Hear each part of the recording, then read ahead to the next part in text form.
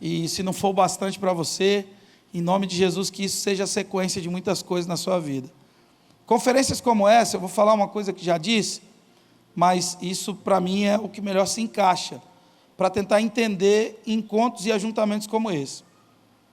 Conferências como essa, a Russell Shedd, antes de morrer, diz que 95% das pessoas que participam de conferências como essa, não dão uma resposta prática para aquilo que recebem. É uma visão tanto quanto pessimista, mas talvez seja uma visão extremamente realista. Tão realista que depois de pregar o sermão mais importante da vida, Jesus termina aquele sermão dizendo: olha, quem ouve essas palavras e não as pratica, é semelhante a um homem que constrói a sua casa sobre a areia. Sabe, nenhum investimento da vida humana é mais importante que a construção da própria casa. Tudo acontece na casa. É onde você vai criar seus filhos, é onde você vai conduzir sua família, é onde você vai receber seus amigos. O investimento da vida é a casa, o sonho de todo mundo. Quem casa quer casa. Esse ditado, ele está no consciente coletivo de todo o Brasil. Então a casa é o investimento da vida. Então preste atenção, Jesus sai do deserto, daquele encontro face a face com o diabo. Ele vence aquela indagação de Satanás, lhe oferecendo tantas propostas e atalhos. Jesus, movido pelo Espírito Santo para vencer o diabo, e aquilo é elemento pedagógico para a gente conduzir a nossa vida. Jesus, saindo dali, ele começa a pregar o sermão, que é a carta magna da fé cristã, o Sermão da Montanha. E depois de pregar aquele sermão, ele termina nos convidando a praticar tudo que a gente ouviu. E ele diz: ouvir e não praticar é tolice, é construir casa na areia. Gastar dinheiro, sair da sua casa, se desgastar, vir para cá, e não houver no seu coração uma disposição de obedecer integralmente tudo que Deus te disser, não é um ato e uma atitude inteligente da sua parte. Você vai pegar tudo que você recebeu e vai construir a sua vida cristã na areia. Quando a tempestade vier, quando a chuva vier, e ela vai vir.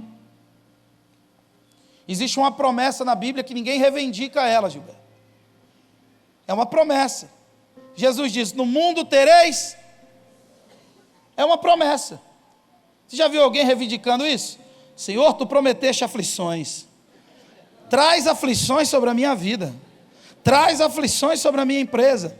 Eu libero agora na sua vida, aqui como pastor, aflições da sua vida. Não adianta repreender, é promessa. O dia mau vai chegar.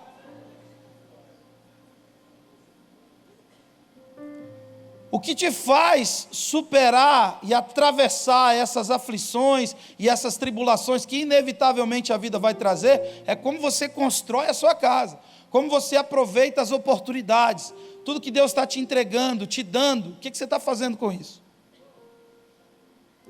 A gente está hoje no segundo dia de uma jornada de 4 dias, algumas ministrações, algumas horas que você vai ficar aqui e que você se dedicou para isso. Mas se você ouve tudo isso e não pratica, você vai ser como um homem que contempla o rosto no espelho. Então eu oro no fundo do meu coração que você não se preocupe em sair daqui com um caderno cheio de frase, ou com stories, ou com foto com todo mundo, mas que você saia daqui com alguns caminhos para aplicar de forma prática aquilo que você está recebendo aqui nesses dias, em nome de Jesus. Abraão era o pai da fé, sim ou não? É o pai da fé. Quantos enfermos Abraão curou? Quantos milagres Abraão realizou? Quantos cegos enxergaram a partir de uma oração de Abraão? Quantos paralíticos levantaram da cadeira a partir de uma oração de Abraão? Estamos juntos aqui? Quantos milagres Abraão realizou? Nem um. Então por que ele é o pai da fé? Porque ele é um modelo de obediência integral àquilo que Deus havia dito a ele. Então o que faz você viver da fé não são, sabe, as manifestações, porque a manifestação de poder não é garantia de nada.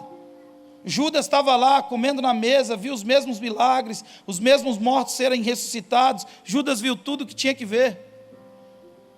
Abraão profetizou, Balaão, melhor dizendo, Balaão profetizou com o dom de Deus. Deus não nos chamou, sabe, para ser os mais conhecidos, os melhores naquilo que fazemos. Deus nos chamou para sermos fiéis a uma palavra liberada. E quando essa fidelidade se evidencia? A partir da sua obediência integral àquilo que Deus falou. E aí, só para a gente pontuar e te fazer pensar, tentar ampliar o significado dos seus dias aqui, daqueles que estão assistindo, que vão vir amanhã, 13 caravanas, tomara que surja mais uma. 13 é um número tão ruim, né, gente? Desculpa se você gosta. Mas enfim, só um detalhe, né?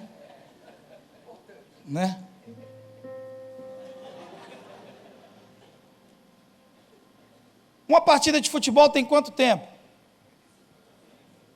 No total, 90 minutos. Se for no Itaquera e o Corinthians estiver perdendo, tem uns 100 minutos. Irmão, está muito difícil ser humilde e flamenguista ao mesmo tempo. Equalizar essas duas palavras está difícil demais. Tem algum flamenguista aí?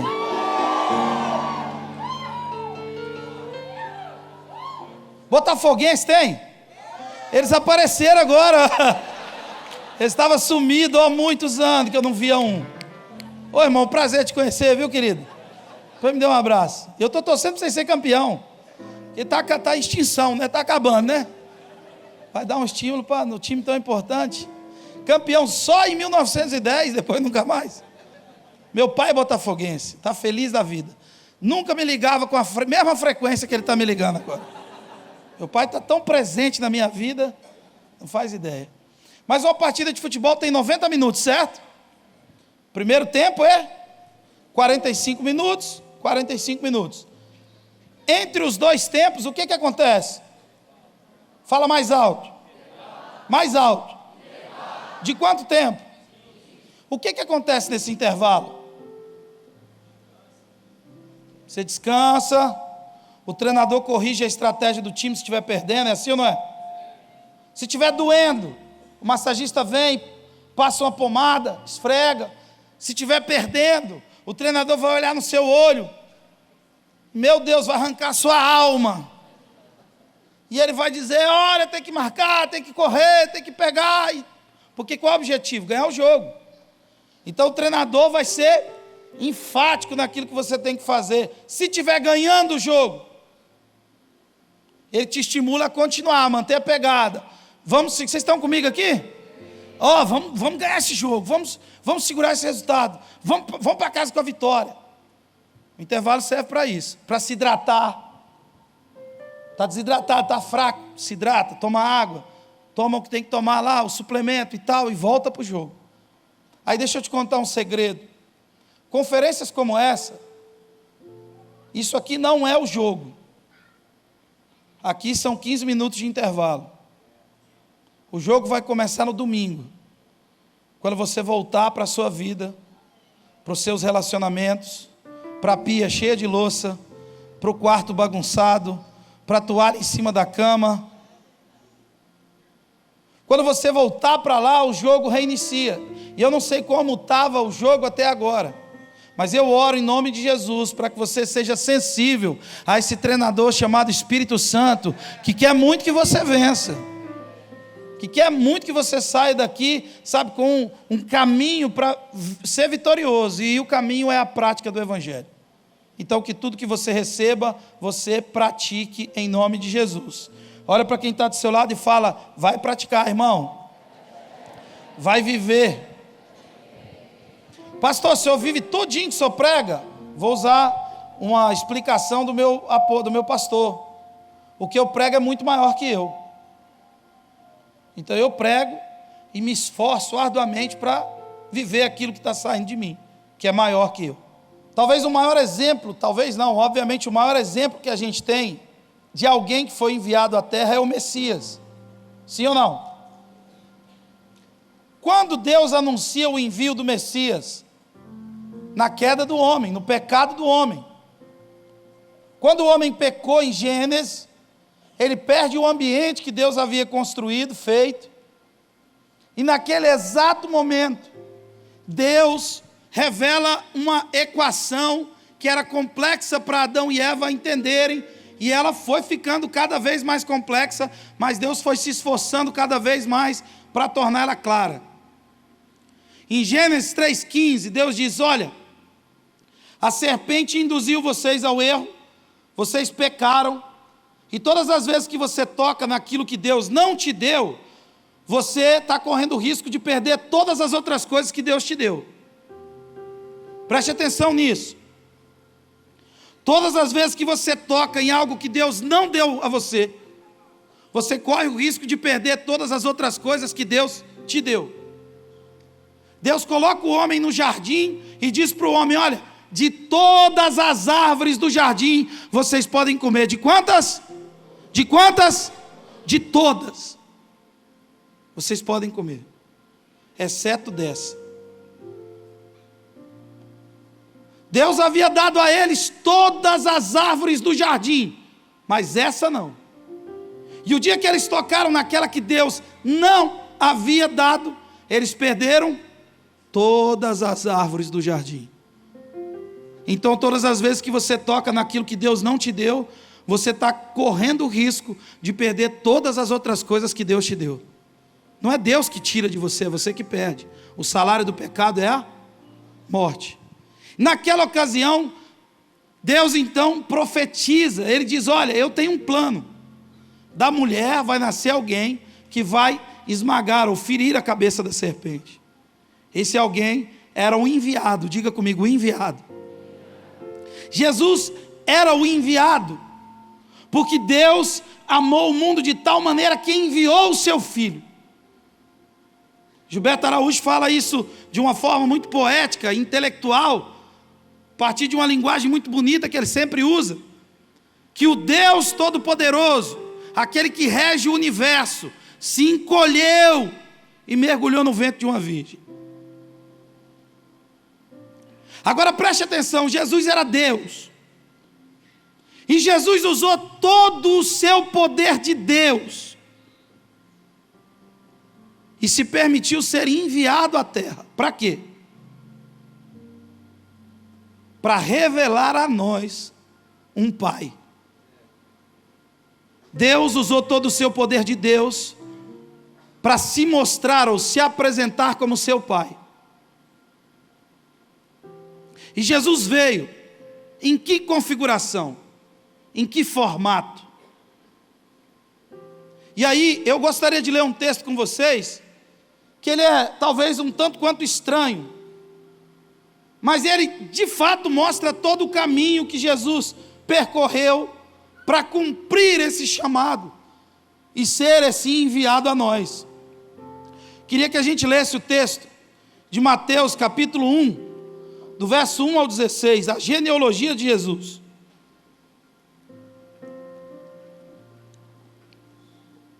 Está dando para me ouvir aí? A voz está acabando mesmo. Mateus capítulo 1, verso 1. Registro da genealogia de Jesus Cristo, filho de Davi e de Abraão. Abraão gerou Isaac, Isaac gerou Jacó, Jacó gerou Judá e seus irmãos. Judá gerou Pérez e Zera, cuja mãe foi Tamar. Pérez gerou Esrom, Esrom gerou Arão. Arão gerou Aminadab, Aminadab gerou a Naasson, Naasson gerou Salmão. Salmão gerou Boaz, cuja mãe foi Raabe.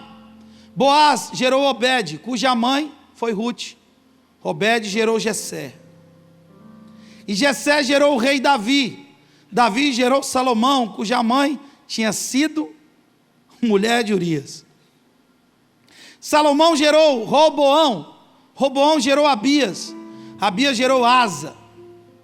Asa gerou Josafá. Josafá gerou Jorão. Jorão gerou Uzias. Uzias gerou Jotão. Jotão gerou Acás. Acás gerou Ezequias. Ezequias gerou Manassés. Manassés gerou Amon. Amon gerou Josias. E Josias gerou Jeconias e seus irmãos no tempo do exílio da Babilônia. Depois do exílio da Babilônia, Jeconias gerou Salitiel. Salitiel gerou Zorobabel. Zorobabel gerou Abiúde. Abiúde gerou a Eliaquim. Eliaquim gerou a Azor. Azor gerou Sadoc. Sadoc gerou Aquim. Aquim gerou Eliúde. Vamos continuar. Eliúde gerou Eleazar. Eleazar gerou Matã. Matã gerou Jacó. E Jacó gerou José, marido de Maria, da qual nasceu Jesus, que é chamado o Espírito Santo. Nós pedimos a sua orientação, a sua graça sobre nós nessa noite. Tantas coisas já aconteceram aqui, mas nos dê a graça de nos concentrarmos na sua verdade, na sua palavra, que ela fale fortemente aos nossos corações e que a gente compreenda o seu recado, que a gente compreenda o recado que toda a Bíblia traz a nós, em nome de Jesus. Em nome de Jesus. Ler a genealogia de Jesus tem um porquê. Esse é o caminho percorrido por ele para cumprir o seu papel e a sua missão, a sua função desse modelo de envio. O próprio Deus nos enviou o seu Filho para viver entre nós, um Filho que passa por todo esse caminho.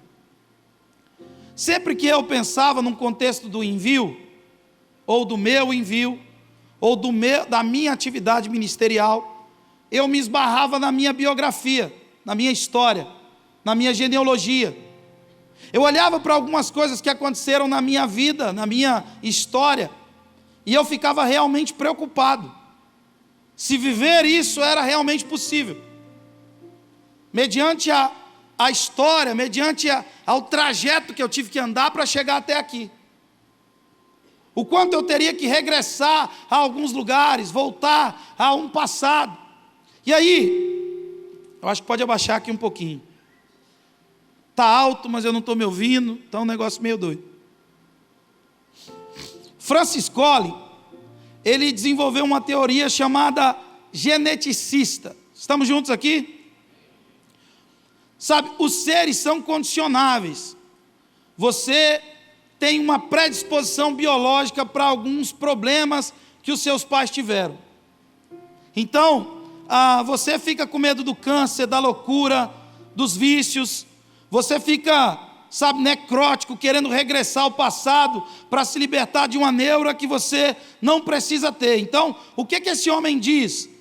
Ele diz que toda a história genética, ela pode acarretar ou trazer a você inúmeros problemas. Porque a minha avó teve câncer, a minha mãe teve câncer, a minha tataravó teve uma situação no fígado, e a impressão é que essas coisas, elas vão, sendo levadas de geração a geração, e elas estão entranhadas no contexto genético de uma família. Quem entende o que eu estou dizendo? A ciência diz que você tem uma predisposição ao vício, caso o seu pai tenha sido um drogado ou um alcoólatra. Então esse homem desenvolveu uma ideia de sociedade baseada numa leitura geneticista, baseada numa leitura que a genética carrega um histórico de problemas ou um histórico de benefícios. A partir disso nascem ideias até mesmo diabólicas, como a eugenia, a supremacia de uma raça, a preservação de uma genética pura. Então, esse homem, há 3 visões para a gente entender o contexto humano, e as principais eu gostaria de trazer para a gente poder tentar entender esse texto. Então, a primeira, de Francis Collins, a teoria geneticista. Estamos juntos, amém? Depois, a gente tem uma teoria chamada teoria psicológica, desenvolvida por Freud. O comportamento a partir do ambiente imediato. Preste atenção. Uma mãe forte, ditadora, tirana, sabe, casada com um banana, pede licença para tudo, certamente vai gerar filhos doentes. Sabe, os filhos dessa relação, ou a mulher dessa relação, vai reproduzir esse comportamento da mãe. Está alto aqui, irmão. Pode abaixar.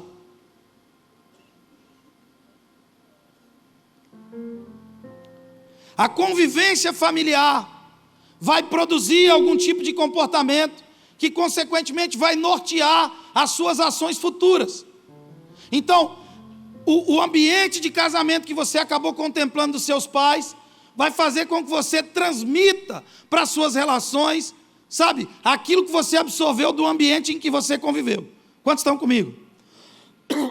Primeiro, uma visão de Simon a partir da genética. Depois, uma visão de Freud a partir da convivência, do ambiente, do imediato. A sua formação a partir das suas relações. Então, uma mãe autoritária, uma mãe que se impõe sobre a casa, uma mulher que acaba exercendo domínio sobre o marido e controla todas as coisas na sua casa, consequentemente vai reproduzir esse comportamento futuro. Então a sua filha vai agir de igual modo. Um pai extremamente grosso, que resolve tudo na grosseria, na porrada, na pancada. Alguém que conviveu nesse ambiente vai absorver esse tipo de comportamento e vai reproduzir isso ao longo da vida. Então, como é que você explica a grosseria? Como é que você explica o fato de ser extremamente nervoso? Segundo Freud, a experiência de convivência, sabe, ela transmite para você um aspecto comportamental, e você vai reproduzir isso ao longo da vida. Então você tem, segundo esses homens, uma herança genética, uma herança psicológica, e segundo Marx, você tem a teoria sociológica, que o meio em que você vive, se você cresceu, sabe, num contexto de vulnerabilidade, num contexto de favela, num contexto de pobreza, automaticamente esse contexto vai nortear o seu comportamento humano. Pastor, o senhor acredita nisso? Não. Algumas coisas fazem sentido, óbvio. Mas eu estou trazendo para você um parâmetro de como a sociedade é lida de uma forma natural e antropológica. Você tem uma herança genética, você tem uma herança psicológica e você tem uma herança social. Você é fruto do meio em que você vive. Está claro para vocês? Você nasce numa favela, você é fruto de um lugar insalubre. Faz sentido isso, pastor? É óbvio, faz sim. Entretanto, existe algo que opera numa frequência muito mais alta do que essa. Quando a gente olha para a genealogia de Jesus,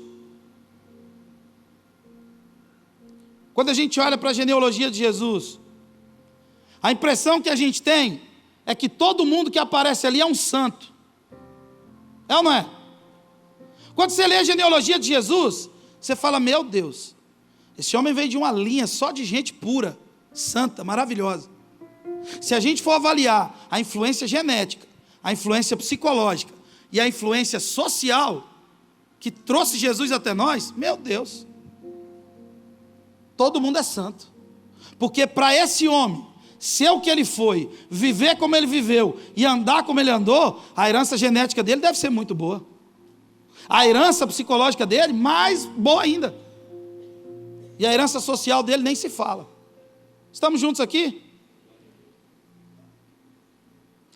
Se a gente, sabe, se a gente olha para isso, para a genealogia, quando a gente lê a genealogia, talvez a gente até ignora. Parece que não faz o menor sentido ler isso. É a parte que você pula da Bíblia, mas esse é justamente o caminho que Jesus andou para chegar até nós. Todo mundo que aparece nessa genealogia é consagrado. Agora deixa eu te dizer uma coisa. Pouca gente, olha para mim, pouca gente teve uma parentela tão torta, tão preocupante, tão mau caráter, tão corrompida, pouca gente teve os parentes mais confusos, mais fio desencapado do que Jesus. Pensa numa família bagunçada, é a família de Jesus. Pensa numa história genética terrível. Pensa num quadro, sabe, psicológico ainda pior. E pensa numa herança social absurdamente ruim. Se a gente dependesse das teorias que explicam o comportamento humano, Jesus nunca seria quem ele foi. Jesus nunca teria reproduzido e entregado a nós o que ele entregou. Nunca seria gentil como ele foi, nunca seria honesto como ele foi, e nunca seria manso como ele foi. Olha só, Mateus capítulo 1, verso 3, bota pra gente.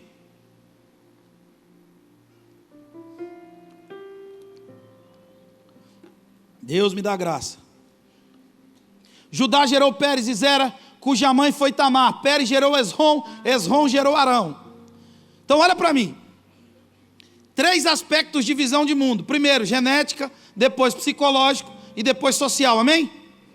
Essas são 3 formas de olhar para a vida humana. Aí quando a gente olha para a genealogia de Jesus, a gente fala, meu Deus, Jesus foi contemplado, todo mundo é santo nessa história. Aí deixa eu te mostrar o que acontece aqui, ó. Tamar, que gerou um filho de Judá, lindo demais. Só que Judá era sogro de Tamar. E ele gerou um filho na nora dele. Tem alguém aí?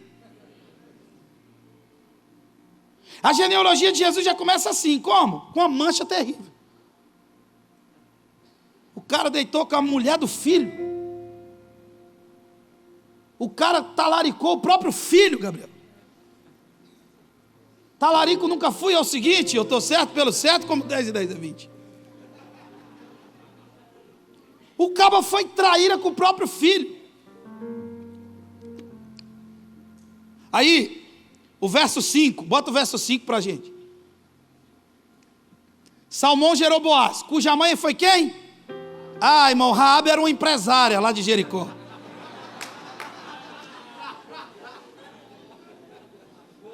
Porta da casa dela tinha uma luz vermelha piscando assim. E tocava umas músicas meio diferentes. Ela era a dama de vermelho. Que vai se levantar. Não faz, não acompanha, não. É brincadeira. Isso é sem vergonha, eu conheço. Raabe. Quantos casamentos Raabe não destruiu? Quantos homens casados não pararam o carro na porta da casa de Raabe, irmão? Quantos homens já não acessaram lá, tem essa porcaria de negócio de acessar, de link, de coisa arada? Ai, pastor, como é que eu faço para sair da pornografia? Saindo, você quer que faz o quê? Uma fogueira santa?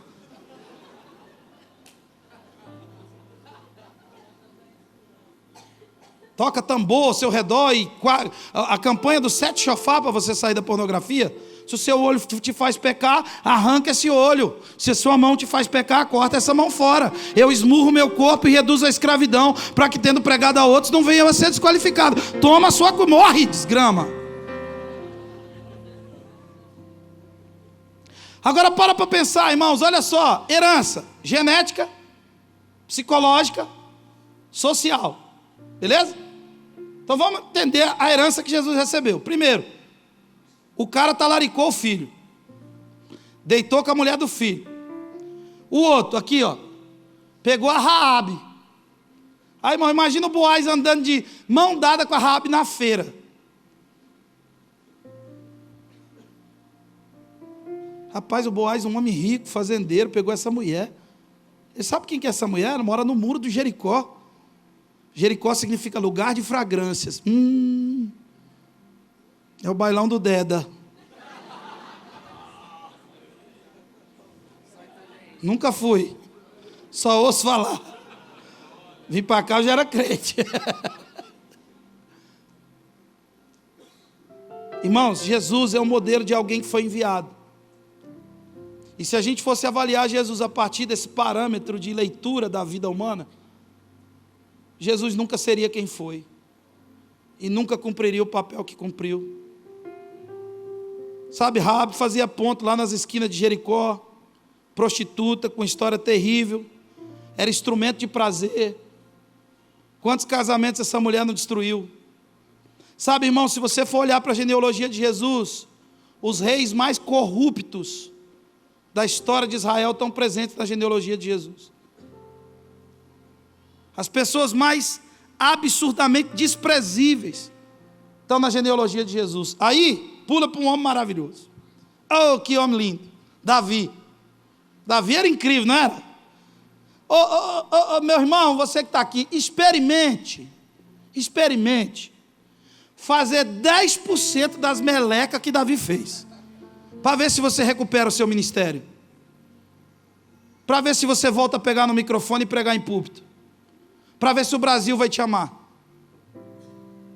Quem era Davi, pastor? Foi o cara que devia ir para a guerra, não foi, ficou passeando no terraço, pegou o smartphone, começou a olhar o feed, mandou mensagem no inbox para uma mulher que não era dele. Ô sumida, saudade do que a gente não viveu. A mulher respondeu e ele foi para a galera. Aí ficou tentando esconder, porque deu BO. A mulher ficou. As suas escolhas vão gerar alguma coisa sempre, para a vida ou para a morte. E sabe o que acontece, irmão? Plantar, ninguém vê o que você planta. Dá para esconder a semente na mão. Mas colheita não se faz em segredo, não. Todo mundo vai ver o que você está colhendo. Você não colhe de noite, só colhe a luz do sol.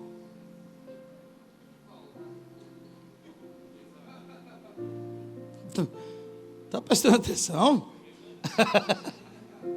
Amo demais esse cara. Bom te ver. Aí, Davi, além de deitar com a mulher do rapaz, Davi matou o rapaz. Matou, mandou matar.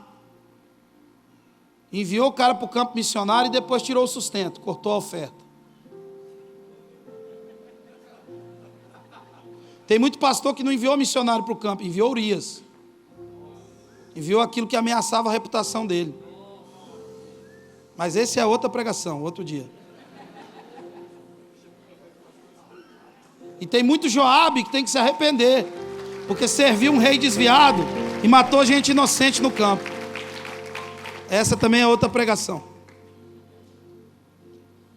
Experimenta fazer o que Davi fez para você ver se você sobrevive. Mas Jesus era filho de Davi. Como é que se lê o mundo? A partir dessas teorias. Herança genética, herança psicológica, herança social. Aí se a gente for avaliar todo esse contexto, a gente vai ver gente adúltera, gente assassina. Salomão, filho de Davi. Olha só, Davi, sabe? Davi gerou um filho com a mulher do cara que ele matou. Tem alguém comigo aqui? Tomara que você saia daqui escandalizado com o amor de Deus. Se tem alguma coisa boa para escandalizar crente religioso, é a graça de Deus e o amor de Deus. O amor de Deus é um absurdo. É um enxuto. Aí Davi foi pai de um cara, da mulher, do cara que ele matou. E o cara, rapaz, é um galinha. Nasceu Salomão dessa relação.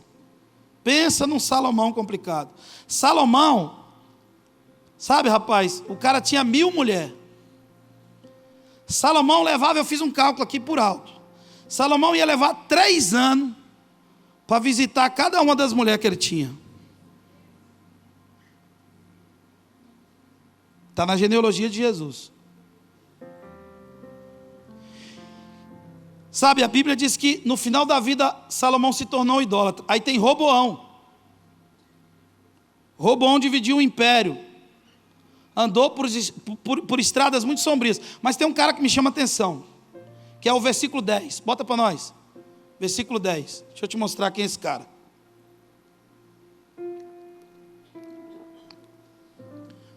Ezequias gerou Manassés, Manassés gerou Amon, Amon gerou Josias. Sabe quem é Manassés? 2 Crônicas, capítulo 33, se eu não me engano. Manassés era sumo sacerdote da bruxaria, macumbeiro da pesada, saravá potente com ele.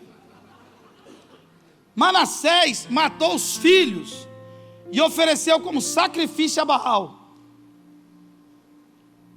Matou os filhos e ofereceu para o capeta a alma dos filhos, o sacrifício dos filhos. Manassés era o cara da bruxaria. Está na genealogia de Jesus. O que tem de fantasma na história dela, da história de Jesus, não está no papel. Mas Maria, José, diferente disso, eles amam a ideia do Messias. Eles amam a ideia da redenção. Eles amam a ideia do perdão. O Cordeiro de Deus que tira o pecado do mundo, ele veio de uma estrada de pecado. E ele tirou o pecado do mundo, mesmo vindo dessa estrada de pecado. Maria, diferente disso, ela abraça a ideia do Messias, ela se apresenta a Deus como instrumento para a redenção do mundo. Sabe, ela tem uma experiência com anjo, sabe, e ela descobre que dela nasceria alguém que salvaria, o enviado de Deus que salvaria o mundo. E ela diz o seguinte, coloca para a gente Lucas capítulo 1, verso 38. Estamos juntos aqui, irmãos? Lucas capítulo 1, verso 38. Respondeu Maria: sou serva do Senhor, que aconteça comigo conforme a tua palavra. Então o anjo a deixou. Olha só, eu não sei quais são os seus históricos, eu sei quais são os meus e como eles me assombraram. E as pessoas queriam me empurrar para o meu passado. E as pessoas queriam, sabe, eu precisava fazer tanta coisa para realmente viver, sabe, o extremo potencial de tudo aquilo que Deus tem. Mas quando Deus se apresenta para Maria, ela disse: eis aqui a tua serva. Não importa qual seja a minha herança genética, qual seja a minha herança psicológica, qual seja a minha herança social, eis aqui a tua serva, faça conforme a tua palavra. Eu abracei a ideia do Messias, eu abracei a ideia da redenção, eu abracei a ideia dessa graça inexplicável, desse favor imerecido. Eu não sei o que te assombra. Eu, particularmente, não vi nenhum casamento à minha volta dar certo. Eu fui o primeiro na minha família a quitar um carro, a não receber uma carta de um oficial de justiça. Infelizmente, as minhas heranças não foram boas, mas as de Jesus também não. E eu não sei o que te assombra, porque muitas coisas me assombravam. E eu ficava olhando para trás, e aí você pensa, o adultério, a loucura, o câncer, a esquizofrenia, sabe, são fantasmas e mais fantasmas de históricos passados,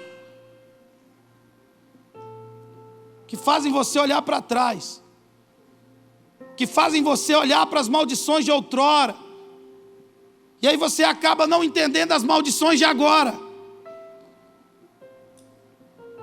Se Jesus pode surgir de uma ascendência de gente desse tipo, e pode vir o mundo para ser santo, santo, santo, santo, santo, santo, santo, Ele pode nascer na sua vida, Ele pode nascer no seu ministério, Ele pode nascer na sua casa, Ele pode transformar você, sabe, num enviado para o mundo, em alguém que vai produzir remissão para outros. O Jesus da Bíblia veio de uma ascendência tão problemática, de uma família tão confusa, mas ele viveu como um santo.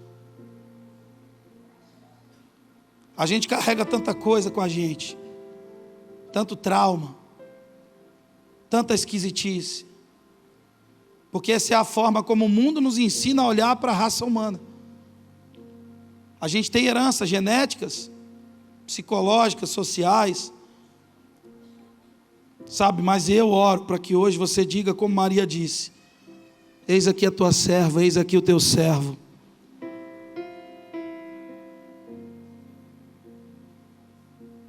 Faça em mim conforme a sua vontade. Não importa quem veio antes de você. Sabe? Há poder no nome de Jesus e há poder no sangue de Jesus. Pedro disse para a gente que veio de lugares complicados como a gente, como eu, como você. E se a gente for contar a nossa história aqui, Gilberto, o povo chora fácil. E quem diria que nós seríamos enviados? Quem diria que gente como a gente, pastor Iraci, seria enviado? Sabe, a minha oração é para que você não carregue coisas na sua vida e ao longo da sua trajetória, e que você não dê ouvidos para gente que quer te arremessar ao passado. Teve um dia que Jesus estava diante de um cenário, e os discípulos queriam entender quem havia pecado. Havia um cego de nascença, e as pessoas perguntavam: quem pecou, este ou os seus? Este ou os seus? Jesus disse: nem esse, nem os seus pais. Sabe por quê? Porque de forma religiosa, a gente sempre vai buscar uma explicação para os problemas de agora. Que tipo de herança essa pessoa carrega? É genética? É psicológica? É social? A gente já vai falar do sentido que tudo isso faz.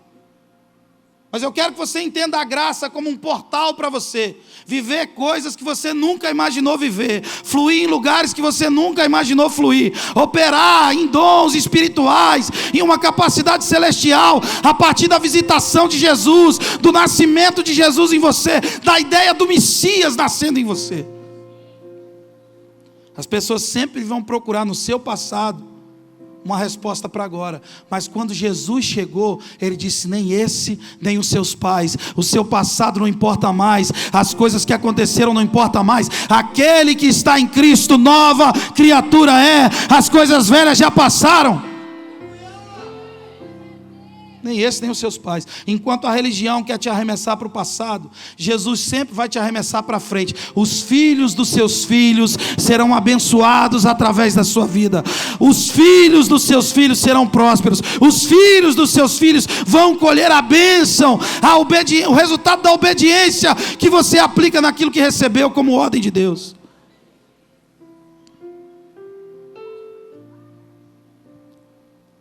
Eu não sei qual o peso que você carrega, qual o medo que você carrega, qual o fantasma que te acompanha. Eu pensei em tanta coisa para dizer aqui, eu sabia que ia demorar. Eu falei: vou escolher algo prático, que tem nutrido a minha vida. E de forma pastoral eu dividi isso com a minha comunidade uma vez, porque as pessoas estavam sendo induzidas a fazer tantas coisas, e eu conversei isso com o Gilberto, sabe, de gente responsável, psicólogos que fazem isso realmente de uma forma, sabe, necessária, porque há sentido nessa leitura. Mas o que precisa fazer mais sentido na sua vida é o sangue de Jesus cobrindo você. É Jesus habilitando você. Se você não tem uma herança, se você não tem, sabe, nada que te impulsione ao sonho que você está sonhando em Deus, saiba de uma coisa: Jesus também não tinha, e Ele foi quem foi, Ele foi o Messias, Ele foi o enviado de Deus que tirou o pecado do mundo, vindo de uma ascendência manchada pelo pecado. Faz sentido para alguém isso? 1 Pedro capítulo 1, verso 18 e 19. 1 Pedro capítulo 1, verso 18 e 19.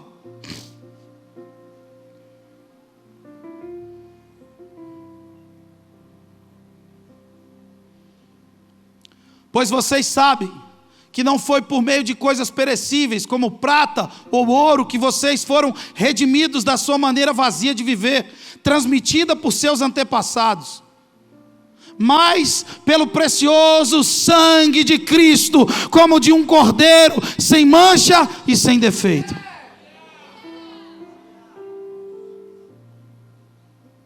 Por que você não se permitiu ser usado por Deus até agora? Por que talvez você não está fluindo no seu potencial máximo? Porque a gente se justifica em coisas que aconteceram. Irmãos, eu cresci na rua. Cresci na rua. solto desde novo. Mas quando eu me encontrei com esse texto, eu entendi que nenhuma dessas heranças faziam parte da herança que Deus tem para mim. Eu abracei a ideia do Messias. Ele é o Cordeiro de Deus que tira o pecado do mundo. Mesmo andando em uma ascendência tão confusa. Eu não sei quais são suas paranoias. Eu não sei o que está presente lá na sua casa. Meus pais não são crentes, essa conferência é de jovens. Eu não sei quais são suas paranoias, o que te cerca, quais são as tragédias que marcaram a sua formação como ser humano. Mas eu sei que se alguém está em Cristo, esse alguém é nova criatura e as coisas velhas já passaram. Pastor, não há cargas genéticas? Não há situações que acabam trazendo algum tipo de influência assim? Assim, eu me pareço com meu pai.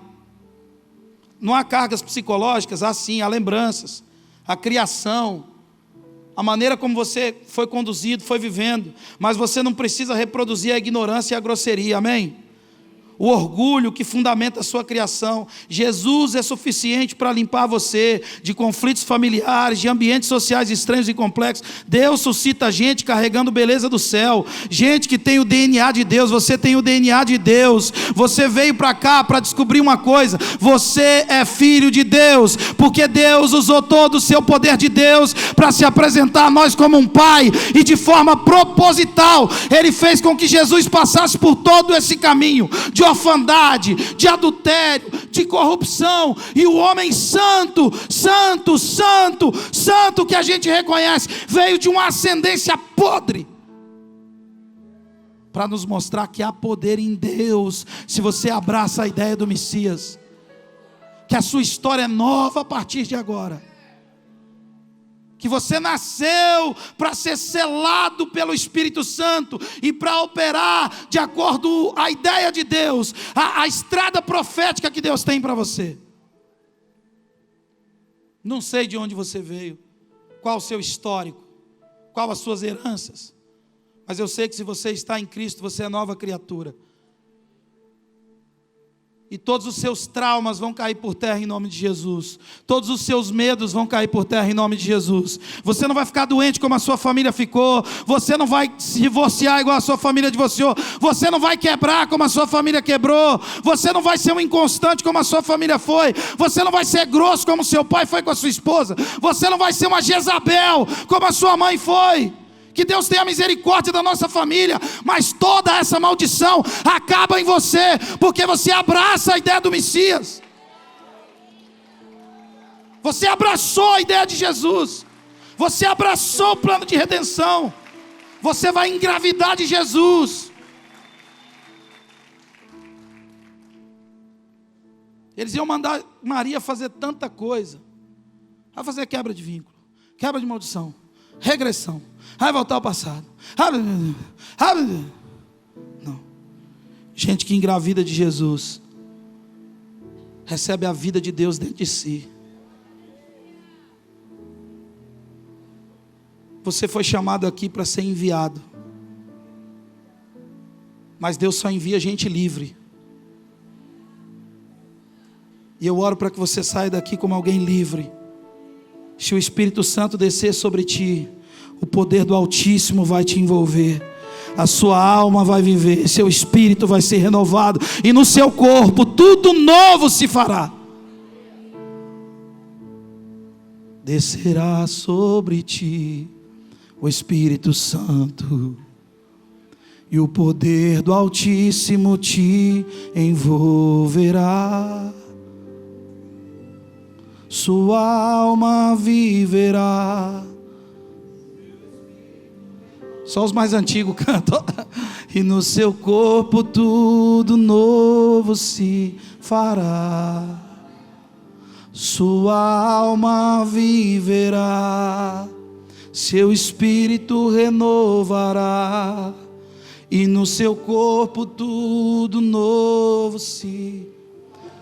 Olha, você vai precisar levar a sério as coisas do passado. Sério, pastor, sério. Para encarar elas, corrigi-las e não viver condicionado a elas. Algumas coisas sim foram entregues a nós. Você vai precisar levar a sério, mas você não vai viver condicionado a elas. As coisas não deram certo na minha vida até agora, pastor, meu ministério. As coisas não fluíram porque talvez você veio e a sua história está carregada de tudo isso.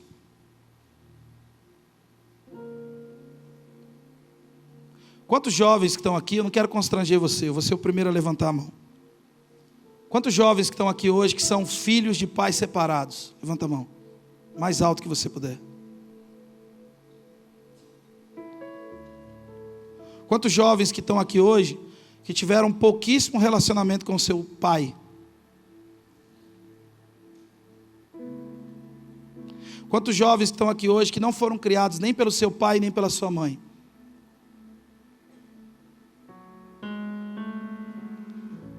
Jesus vai nascer hoje em você.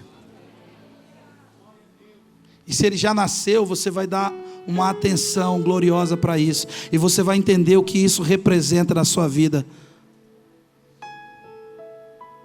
A minha oração é para que nenhuma culpa, nenhuma carga, nenhum peso, nada. As correntes do seu passado vão ser quebradas em nome de Jesus. Basta você dizer: eis aqui o teu servo. Eis aqui a tua serva, cumpra em mim a sua vontade. Faz sentido para você? E eu disse que isso seria muito simples.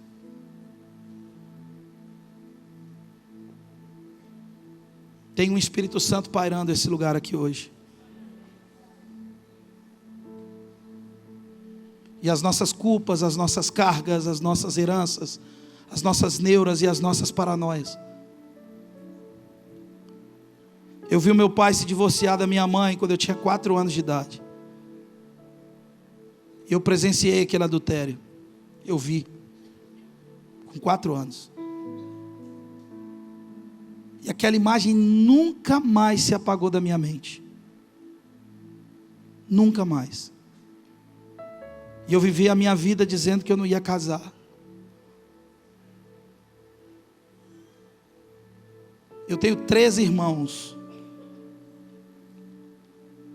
Eu sei que isso aqui está sendo transmitido, mas eu não estou nem aí. Essa é a minha vida, é a realidade, eu vou contar. Que da minha ferida saia poder para curar você, amém? Eu não conheço todos os meus irmãos, mas eu achei que nunca eu teria condição de ter uma família. Hoje o povo ama muito mais a minha família do que eu. Mas eles saíram de mim.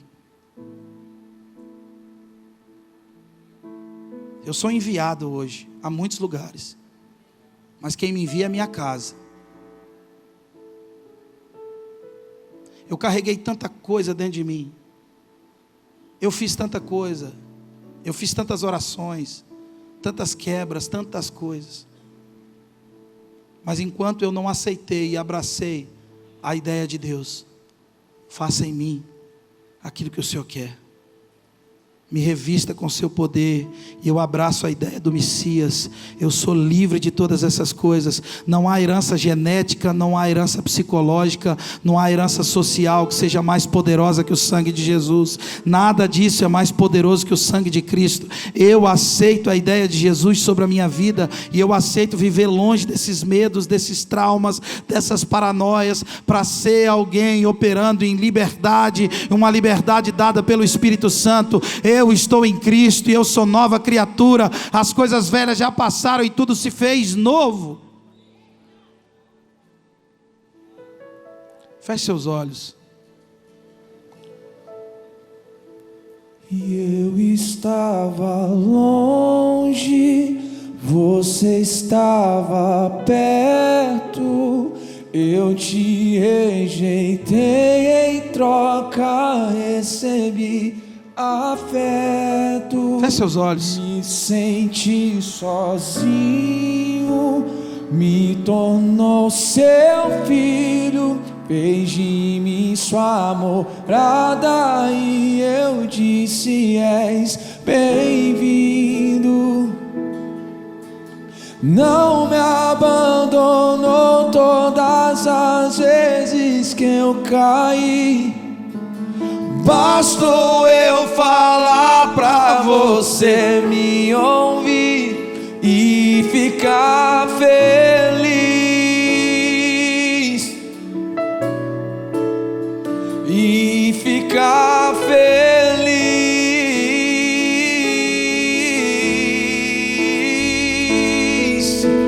Não me abandonou todas as vezes que eu caí, bastou eu falar pra você me ouvir e ficar feliz.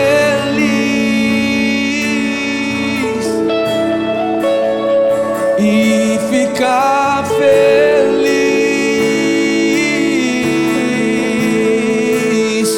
E eu estava longe, você estava perto. Eu te rejeitei, em troca recebi afeto. Eu me senti sozinho, me tornou seu